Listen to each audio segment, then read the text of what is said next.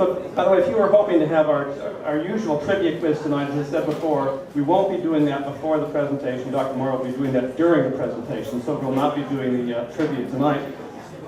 But I did want to introduce our speaker tonight, starting out with a quote from one of my favorite writers, Wallace Stegner.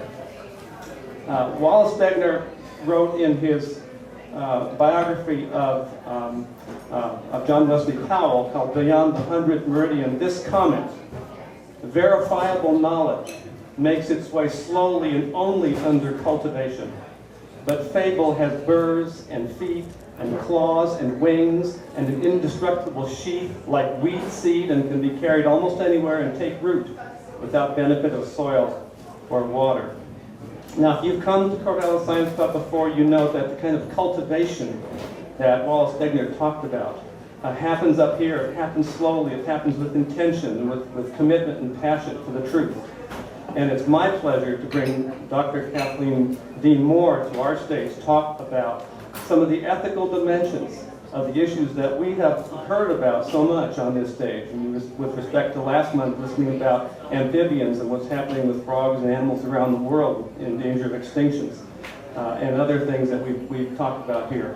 We're turning now toward our ethical choices, toward the choices we make and how we get our energy, how we grow our food, where we travel, how we travel, and to consider a framework for making those choices and what they mean for the planet and for our own families and our futures.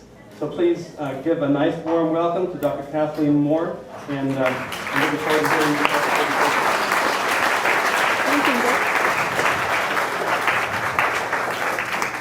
Hello, Corvallis. Oh, nice to see you. Now, first thing we're going to do is check this cigar. Can you hear me? Okay, great. Even out there? That's good.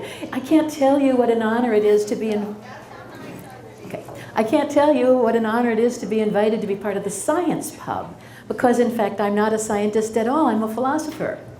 And so it's a big stretch for Nick to include someone who doesn't work with data. And in fact, a lot of people haven't got a real clear idea about what philosophers do. In fact, my own daughter, when she was 5 years old, met a woman on the street, and the woman said, "What does your mom do?"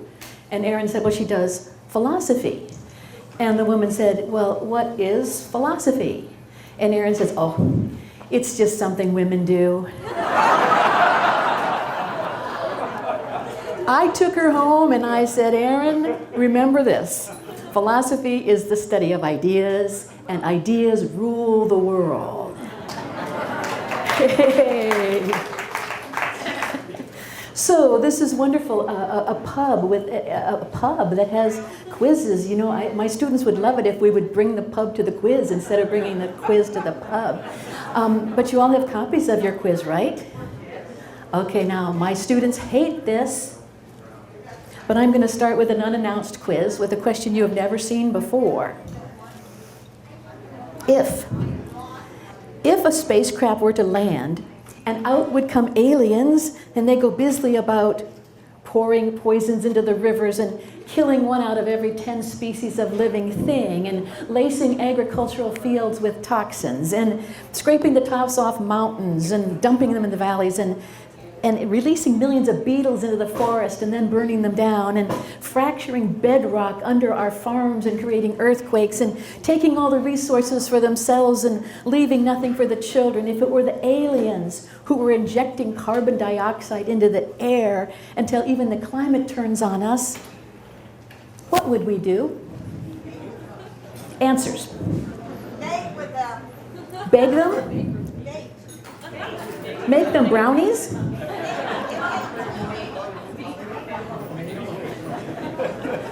No, that's the wrong answer. No prizes that time, don't worry. What? A groan? Oh, we would drone them. Yeah, we try to get a job from them. That is all wrong. You are all wrong. The correct answer is we would hold a debate in Congress about whether legislating standards for light bulbs was an infringement of our freedom. You know, John Boehner, you know who John Boehner is. Yeah, okay, give you a prize for that. He was asked by ABC, what are your party's plans to address climate change? Got the question, right? What are your party's plans to address climate change? The answer, the idea that carbon dioxide is a carcinogen is almost comical.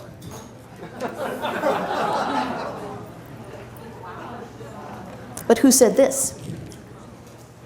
Let us be the generation that finally frees America from the tyranny of oil. Call it out. No! Barack Obama, that woman right there gets a prize. Here.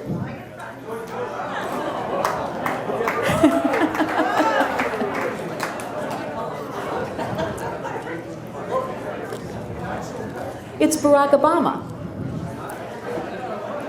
Where is he golfing? No. With Tiger Woods in Florida. And who are his other golfing partners? Texas oil men. And what's happening back at the White House? Keystone Pipeline demonstration, and I was there. You were.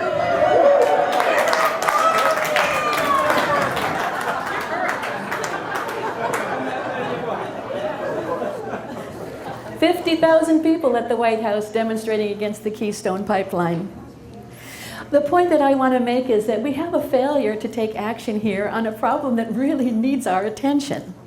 And the point that I want to make tonight is that this is a moral problem, and it calls for a moral response. It calls for a response from our consciences. It calls for a response from our sense of justice and compassion and moral integrity. So yes, climate change is a technological problem. It calls for our smartest and most far-sighted innovations. And climate change is a scientific issue, and it calls for brave and honest research. And it is an economic issue, and it will inevitably call for meaningful, life-sustaining work and true wealth. It's a political issue. It's going to call for compromise. But I think that fundamentally climate change is a moral issue, and it begs for a moral response. So let me talk a little bit about the work that my colleague Michael Nesson, standing back there, wave your hand, Michael, and I put together a book called Moral Ground, and what we decided we wanted to do was create a moral consensus about our obligation to act that matched the scientific consensus about the facts of climate change. So we asked 100 of the world's moral leaders, people like Desmond Tutu, people like the Dalai Lama, we asked them in 2,000 words or less to answer the question, do we have a moral obligation to the future to leave a world as rich in possibilities as our own?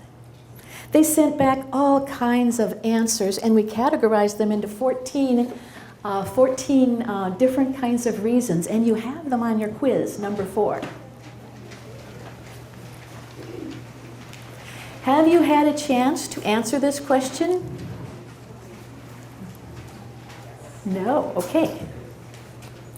Just like my students. Finish the assignment while we're introducing the class. Okay, so what I want to do is, this is a poll, and this is going to be an information gathering question, because I'd like to read off for you the 14 reasons for acting on climate change that these moral leaders gave us. And I'm interested in knowing which of these speak most strongly to you, okay? So I will call these words out and ask for your show of hands. If it speaks a little bit, just diddle your hands around like this. If it's really important to you, let's see it. But you only get 4.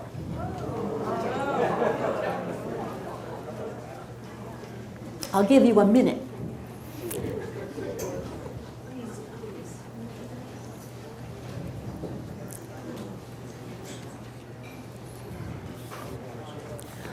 But only a minute. Okay. Yes, we should act to avert the worst consequences of climate change for the sake of the children. Yes, for the sake of the earth itself. Yes, for the full expression of human virtue. Yes, because all flourishing is mutual. There's someone who's in a symbiotic relationship with somebody else.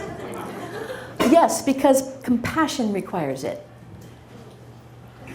Yes, because the world is beautiful. To honor the rights of future generations of all species. Oh. For the national security.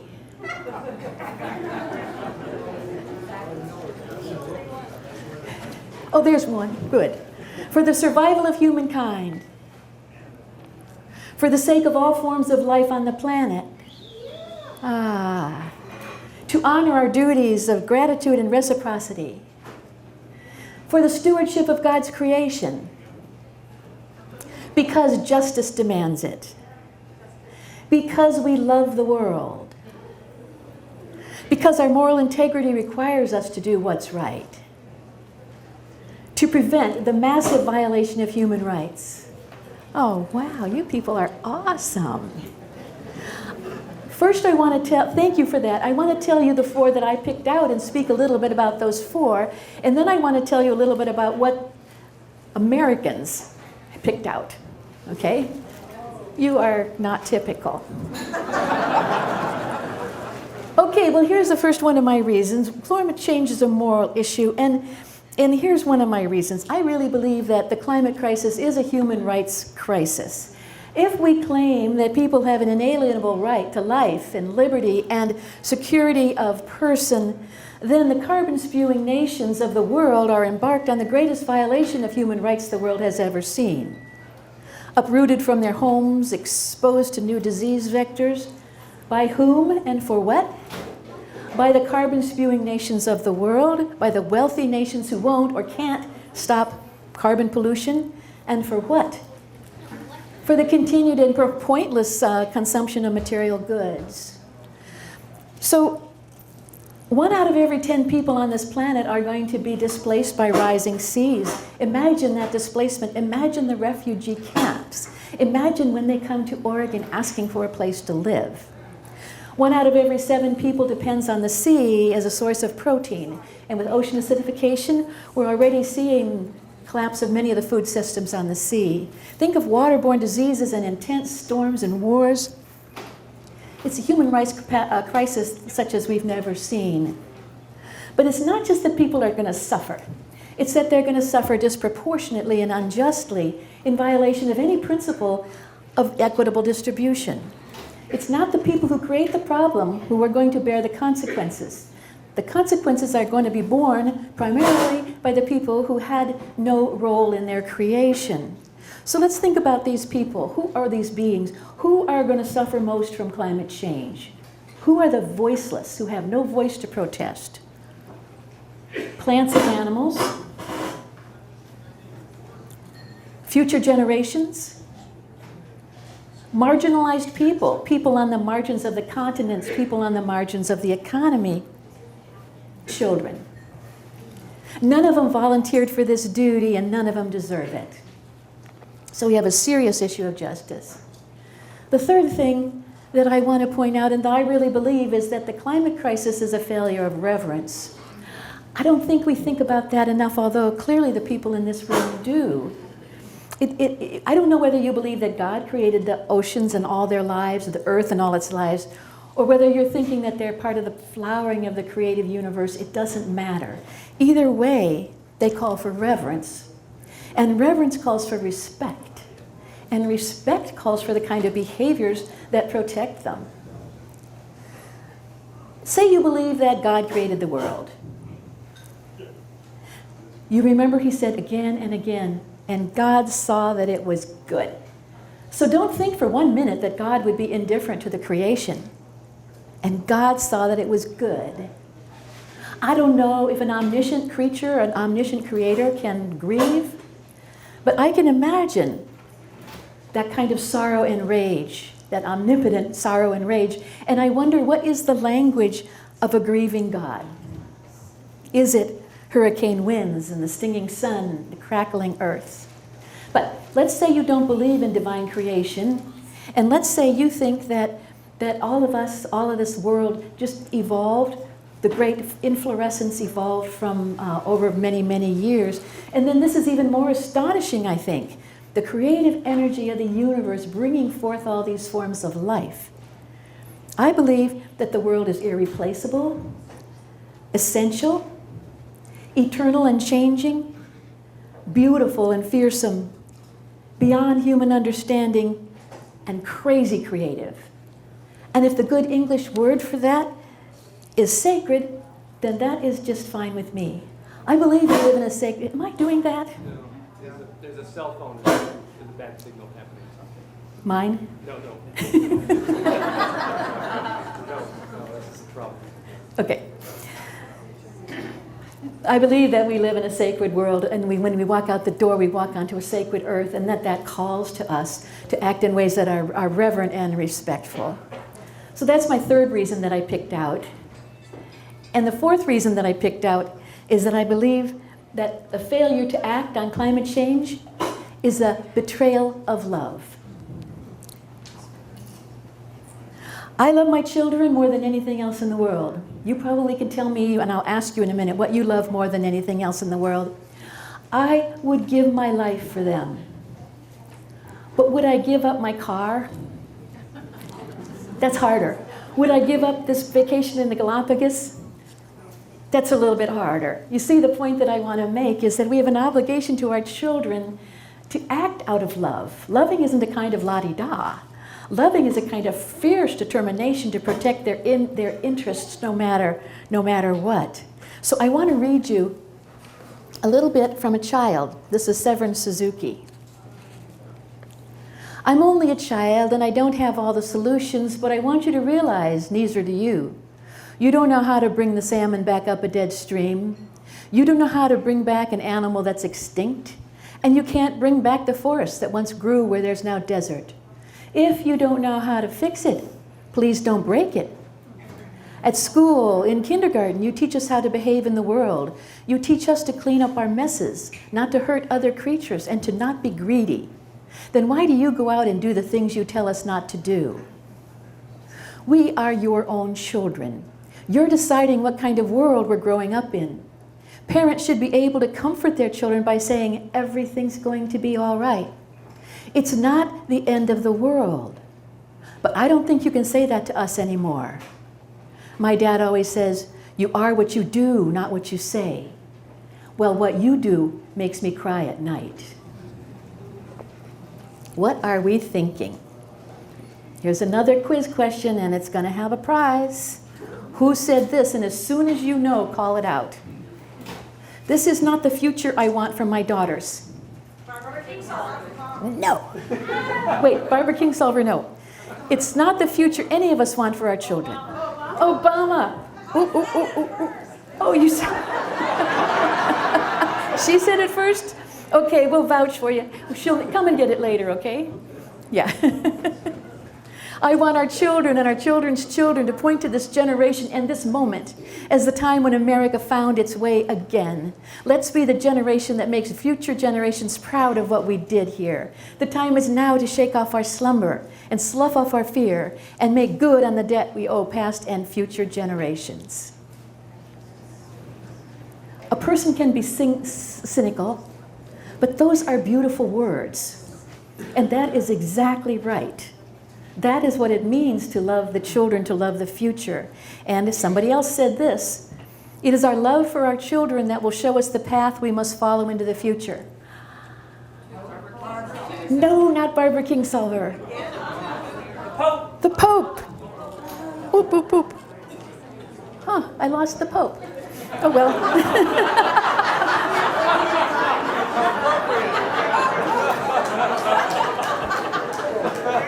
It's a little bit of black smoke coming out my chimney. Okay. Now, here's what I want to know from you. And I put this question in front of the black night because I think this is the question we need to ask ourselves in the depth of our dreaming. The question we need to ask ourselves when we are most vulnerable at the edge of sleep. What do I love too much to lose? When I say 3, call it out. We will have a great chorus of what we love too much to believe, or too much to lose. Ready? 2, 3. I love it. This affirmation of what we love, this whole chorus of people. And now the question is what you love imperiled by a warming planet? Yes! Essay question. Therefore what? You think about that. It calls us to action, doesn't it? Love calls us to action. But now, what do Americans think in general about the best reasons to act? This just is breaking news. There's the Pope.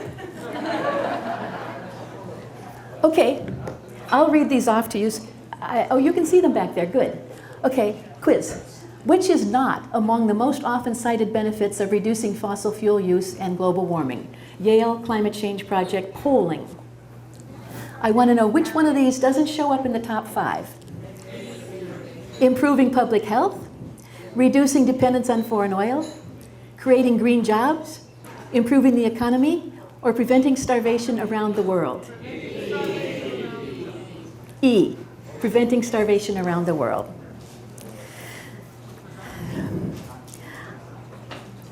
I have a problem with this. And it's not a moral problem, it's a very practical problem. There are solutions to climate change that will make us money. There are tools to address climate change that will pay themselves back over time, that will recoup our investment. There are all these low-lying fruit where we can get jobs and wealth and beat out the Chinese and all these other wonderful moral goals. But we will run out of them. We can do them all, and there will still be a great deal of work to do. And if our only motivation is our economic well-being, we will be up a creek without a paddle. We're going to need some sort of motivation that outlasts the profits. And I think that the answer to what that might be is paying attention to our compassion and our moral obligations to the future. Honestly, people say, don't talk about values, get real, talk about economics.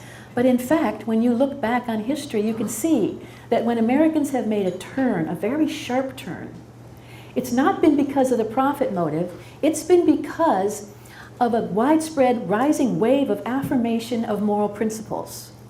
Examples. The emancipation of the slaves, a very long time coming. Slavery was very profitable, but we made the turning away from slavery because we began to realize, in this wave of affirmation, that it's wrong to treat people that way. Think about the forces that created the American Revolution. We hold these truths to be self-evident. Those truths are not economic truths, they're moral truths. Think about the civil rights movement, which was a turning that was based on an affirmation of the rights of all human beings. Think of the end of the Vietnam War, hell no. When people say, we don't make decisions as a nation on the basis of moral principle, I say, you're not reading American history. In fact, sometimes the only way we can make a change is because we come together around an affirmation about what is right and good and fair to other people. So I think that it's a mistake to think that we can address the climate issues by tinkering around with the technological and commercial edges. The question that I ask myself is, can we save ourselves without this affirmation of the rights of future people? So let me say it very clearly what I believe. I believe that it's wrong to take whatever we need from the land and the sea to support our comfortable, profligate lives and leave for the future a ransacked and dangerously unstable world. And to let it all slip away through indifference or recklessness or because we're busy today, God. To let it all slip away. The billions of years it takes to evolve the stripes in a frog's throat or on a lily. The billions of years it takes to grow the wing feathers on an osprey or an albatross, to let it all slip away, that's a sin. And I also believe that when, to enrich a few lucky people, the powerful fossil fuel interests threaten to disrupt forever the great planetary cycles that support all lives on Earth, I believe that's moral monstrosity on a cosmic scale. Pop quiz, true or false? That was a joke.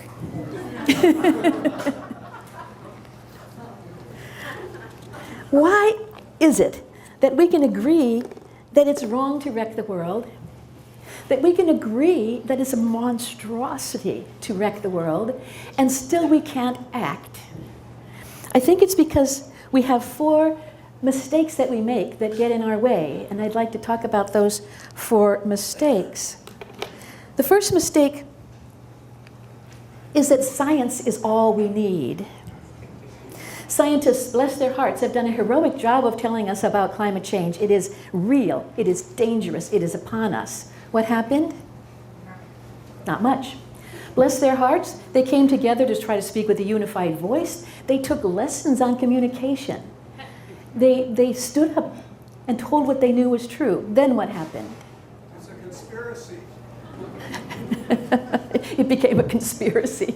Yeah, right. So they redouble their efforts, all on the basis of this notion, this faith, that if people only knew, they would act. If we only knew, then we would act. But I submit to you that that is false and probably one of the saddest mistakes in the history of the world. Knowledge isn't going to do it. And I want to show you very briefly why. What more can scientists do is the wrong question. Now, I want to show you the practical syllogism. My husband says, you're doing the practical syllogism? He says, is there anyone in Corvallis who hasn't already heard you talk about the practical syllogism? Are there? 2 or 3. You're kind of right, Frank. Okay, I'll do it very quickly. Any argument, this is Aristotelian logic, any argument that reaches a conclusion about what we ought to do is going to have 2 premises. First of all, you need the scientific, descriptive, factual context. This is the way the world is. Secondly, you can't get from there to a statement about what you ought to do without the second premise. The second premise is normative. This is what we value. This is what we seek. This is what is good. This is what is worthy of us. If you know this context and the situation, and you know what you seek, then, and only then, can you reach a conclusion about what you ought to do. So if we don't act immediately, scientists tell us, anthropogenic environmental changes will bring serious harms to the future. Add to that the moral affirmation, it's wrong to harm the future. And you end up with the conclusion that we have a moral obligation to act to avert that harm. So what I want to say is that while scientists are doing a beautiful job with the first premise, the rest of us are falling down on the job with the second premise. And that what Michael and I are calling for is a national conversation about our obligations, a national rising wave of affirmation that we have a moral obligation to the future. And that when we have that piece of that argument, with that piece of the puzzle, then I think we'll be able to act. But we have to connect the dots. And in order to connect those dots, we need to come into alliances with people we might not ever talk to otherwise. I should pretend to sneeze every time it does that. So I've been going around calling for Rachel Carson trios. You know, Rachel Carson was a great inspiration for all of us and made a huge difference in the world because she brought together in one person scientific expertise, a moral vision, and incredible writing skills. We despair. We say, how will we ever find Rachel Carson? Well, none of us can be Rachel Carson, but any 3 of us can be. If we come together in triads, where we bring together our scientific expertise and our moral convictions and our communication skills, we can turn and make that difference. So that's my recommendation for addressing the first thing that blocks our route. The second notion is that we have met the enemy and he is us. I want to be careful about this because it's tricky. You've all heard about the externalization of costs, right? Where a company, in order to increase its profits, will externalize its costs. It will put its costs on others than in the company. So for example, a polluting company externalizes the costs of cleaning the rivers. Okay? What we're seeing, I think, with climate change is the externalization of shame. The externalization of shame, where corporations, fossil fuel corporations, are sloughing off the iniquity, that they are pushing the wrongdoing off, taking the blame away from themselves and pushing it off on us, and we buy into it. We say it's all my fault. We have met the enemy and it is us. I think that's one of the biggest triumphs of big oil, to make consumers blame themselves for climate change. Oh, if only I didn't drive so much. Even while the corporations are spending billions to transform us into mindless consumers of self-destructive consumer goods, to make us blame ourselves, even as they bribe Congress to be sure we don't have alternative ways to heat our homes and drive to work. And all the time spending billions of dollars to convince us that, well, maybe they're changing the earth, but it doesn't really hurt the earth all that much. You know, there with the Mobil oil ad, perhaps you've heard me say this before, the Mobil oil ad shows the beautiful earth, and underneath it, it says, Mobil says, Mother Earth is a tough old gal. And I wrote to them and I said, if the earth were your mother, she would grab you in one rocky hand and hold you underwater until you no longer bubbled.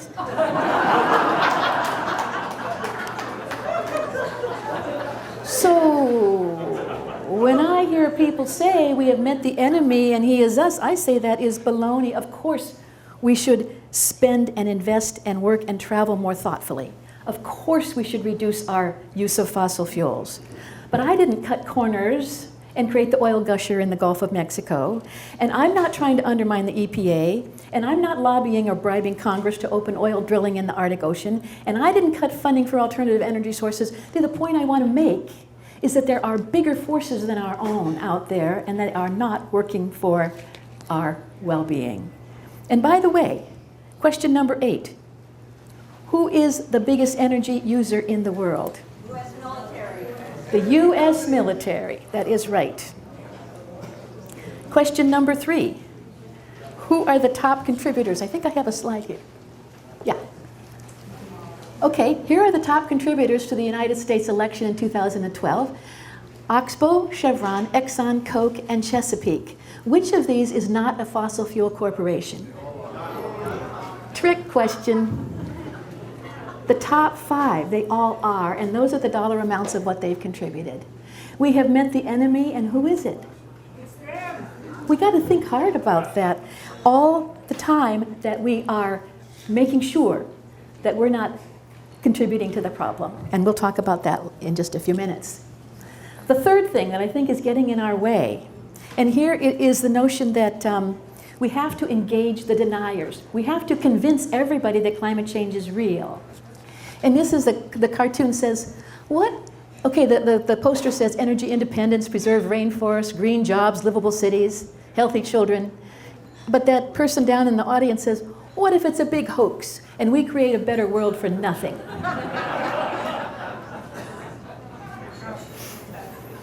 Okay, so do we have to engage the deniers? People ask me that all the time. What do you say to people who don't believe in climate change? My answer is I say nothing. Nothing to people who don't believe in climate change. How many are out there? Okay, this was on your quiz, but forget this, because these are not the newest numbers. The newest numbers tell us that there has been a change among the population of America who are alarmed about climate change. Last year, in the beginning of last year, 10% of the American citizens were alarmed about climate change. Now it's 16%.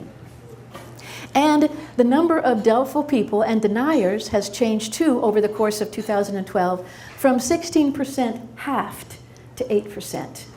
So the numbers are working, I think, in a very interesting way. I mean, heck, 8% deniers? 8% people think that Elvis is still alive.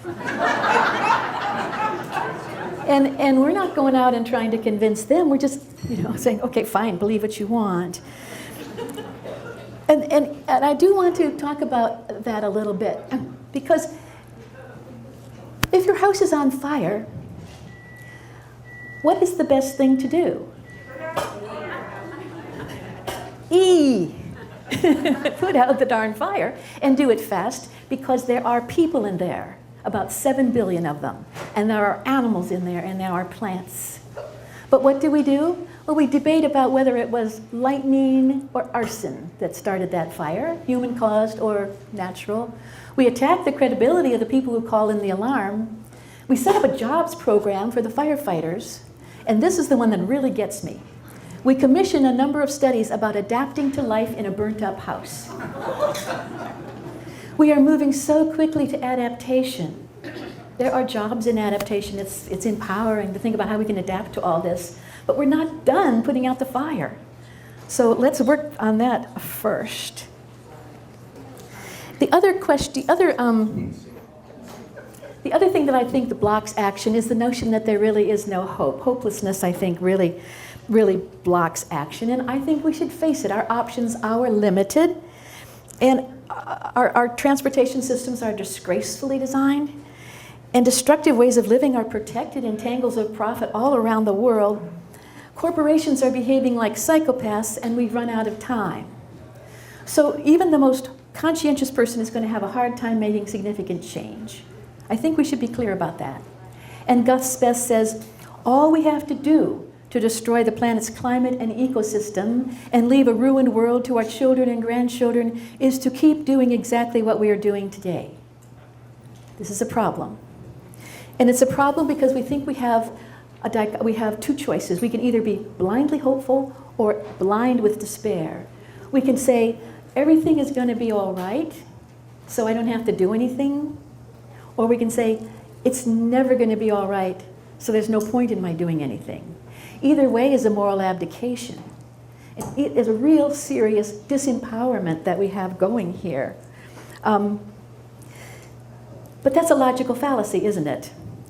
It's a false dichotomy. There are, in fact, other alternatives. And I would point out that there is this, let me get here first. There's this vast middle ground between hope and despair, and I want to call that integrity. But first, let me go back here for just a minute and find out where you are. If this is our hope-o-meter, and if number 10 is, we can do this, we can keep the warming below 2 degrees centigrade, not in this room, but we can generally, it'll be okay. And a 0 is, there is not a chance, it's over, it's done. Where are you on this scale, okay, everybody? You want me to count down or count up? Yes. Down? Okay, who's the number? Do we have 10s? The man in the back. Would you give that book to the man in the back? He got it up before you did. How many 9s? 8s. 7s. 6. 5. 4. 3, 2, 1, 0. Marty, you get this one. 0. I don't like it when the climate scientist is a 0. The oceanographer. How many people didn't vote? I had trouble picking up where you were. You seem to be really, really evenly divided. I didn't see any clumping or clustering. But that's really interesting. So the point that I want to make then is that we don't have to choose between being hopeful and we don't have to choose between being despairing. That the 10s and the 0s can keep on working on this issue because of this notion that we aren't motivated by our hope or despair. We're motivated by our integrity. And our integrity is a matching between what we believe and what we do. What we believe is right and how we act in the world. So we live gratefully because we believe that life is a gift. We live reverently because we believe that the world is sacred. We live simply because we don't believe in taking more than our fair share. We act lovingly toward the world because we love it. This might mean a fierce, maybe even a tragic defense of the world, but this is what integrity asks us to do. So the question is, what are we going to do? What is the nature of our work? Oh, no. Who said, if you run out of hope at the end of the day, rise in the morning and put it on with your shoes? It finally is Barbara Kingsolver. I don't have any more books, but I understand that there are prizes, and I understand that it's beaver paraphernalia, the old kind, not the new walnut beaver. Okay. But seriously, folks, what are we to do? I get this question all the time. I get it. Don't tell me any more bad news. I just want to know what to do. Well, we have a couple options here. What is it to live a life of integrity? One thing it means is to refuse to become instruments of destruction, to refuse to allow corporations to make us into foot soldiers in the war against the earth. If we make thoughtless decisions about what we invest in, or thoughtless decisions about what we buy, thoughtless decisions about how we work, then we're sacrificing our integrity and our children and our futures and enriching people who disdain us. Are there ways for us to be engaged in conscientious refusal, to say, I don't believe in that, and I'm not going to live that way? I think these times call us to conscientious refusal to a life that reduces us to consumers rather than to moral agents. And if soldiers used to say hell no to an unjust war, the question is, can we say hell no to a far more unjust economic system? Oh, by the way, question number 7. Where's question number 7? True or false? There's a strong inverse correlation between how much people are informed and concerned about climate change and the size of their carbon footprint. That is, the more concerned and informed people are, the less carbon they use. True or false? It's false.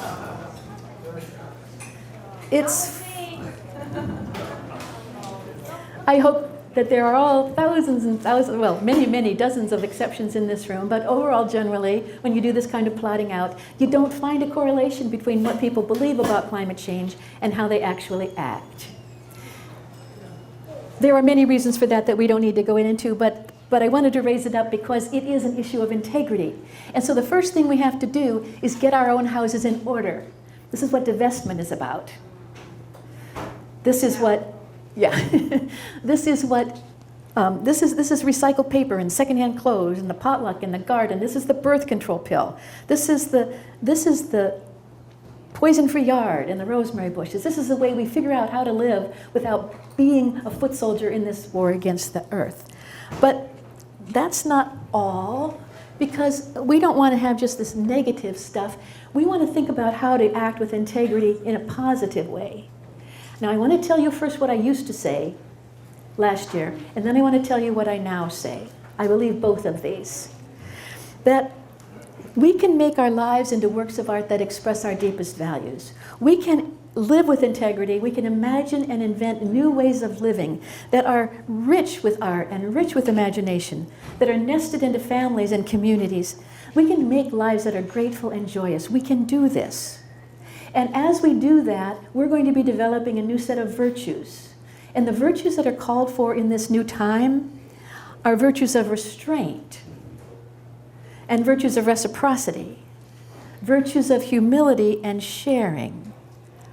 Who said the physical world will be degraded? There is no doubt about that. But perhaps the human world can still be made sweeter, deeper, more open. Bill McKibben. You just got that by elimination. I like that a lot. I think that's really important to say. I think that's right. A philosopher, Eldon Trueblood, said, if you want to know what your work in life is, if you want to know your calling, you will find it at the place where your greatest joy intersects with the world's deepest need. And I think that is right. I think this personal change is lovely, and it may develop over time, and we have to keep trying. But while we're engaging in this philosophical conversation about how to create a good life, we're also, whether we recognize it or not, engaged in what I would call a life and death contest with the forces that would destroy what already is sweet and deep and open. So I want to recommend, this is what I'm saying now, is that the personal change be also empowering a political change. And the point that I would make, of course, is that it's a democracy, and that we have to make our voices heard, and that let crying out, let speaking out become the first thing we do in the morning and the last thing we do in the night. And there are many, many ways to be heard. I don't need to have you to list these for you, but what do we say? What do we ask for? What do we demand? And here's where I depart from anything I've ever done before, because I've been asking this question of scientists and economists all around the board. I say, what do we have to do? What are the policy changes that are going to get us through this period? And so here I have to confess is the only data-driven thing I've said so far. Number one, this is what I'm told by these folks. Immediate implementation of compulsory policies that restrict carbon pollution by price or regulation. It could be a carbon tax, it could be a cap and trade, it could be regulations. California is doing it mostly with regulation. And my informant here, who's a Canadian, said, tell the people in Oregon that they should chant, join forces with California, or beat California, or whatever variant has the best chance with you independent-minded Oregonians. The point is that our neighbors to the south are making these changes, and that we can too. So that's the first thing, is to implement compulsory, I'm going to say it, this is what I'm hearing, policies that restrict carbon pollution by price or regulation. Second thing, stop or block or prevent all investments that expand the fossil fuel infrastructure. So now we're talking about Keystone. Now we're talking about pipeline. Now we're talking about coal port expansions. Now we're talking about fracking. Now we're talking about all these infrastructure things that set us up for a long life of fossil fuel intensive programs. So now, far be it from me in a university situation to make a political policy recommendation. On the other hand, I'm an educator, and I am passing along to you what I take to be very good information about the sorts of things that might just help us turn the corner. So those are the first two things. The third thing comes from me, and that is I think that even as we change our lives, and even as we demand that the government comes up with policies that will help us turn this corner, we do this third thing, and that is to remember what's at stake. Remember what's at stake. Remember what we love too much to lose. So let me conclude with the poem from Gary Snyder. It's called For the Children. The rising hills, the slopes of statistics lie before us. The steep climb of everything going up, up, as we all go down. In the next century, or the one beyond that, they say, are valleys, pastures. We can meet there in peace if we make it. To climb these coming crests, one word to you and your children. Stay together. Learn the flowers. Go light. Thank you very much.